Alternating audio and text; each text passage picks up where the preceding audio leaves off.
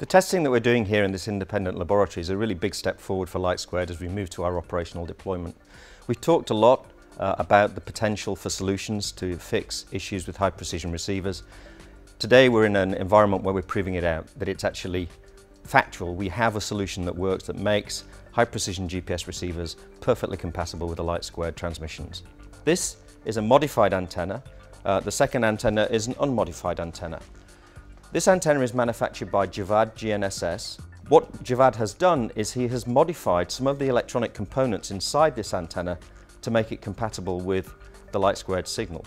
The first thing to note is there is no change in the form factor or size of this antenna. It's identical to the previous antenna. There are just some different electronic components inside. The second thing to note is that actually it costs him no more to manufacture. In fact, it costs him slightly less to manufacture the modified antenna than it does the non-modified antenna. And what we're doing here is we're testing with the receivers how they perform with both the GPS signal present and also the real LightSquared L-band signal. It's really important that we do this in a controlled environment, and what we have here is in this lab is an anechoic chamber. That means that there are no stray radio signals in here. We're just testing the LightSquared signal versus the GPS signal in a very quiet noise environment. That means we can be very precise about the results, and it also means that those results are valid. What you can see at the moment is two Javad GNSS high precision receivers. These are connected to the two antennas in the anechoic chamber. The device on the left is connected to the modified antenna. The device on the right is connected to the unmodified antenna. Both receivers are identical. What we're going to do now is we're going to introduce the LightSquared L-band signal at increasing power, and what you will see is that the receiver that is connected to the unmodified antenna will quite quickly show effects of that signal.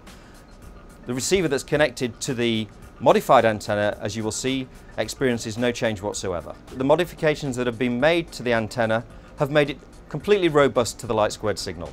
The next step for LightSquared after this testing concludes, and that we're confident in these solutions, is to make these solutions available to the federal agencies so that they can test them themselves. And we'll be looking to do that immediately after Christmas.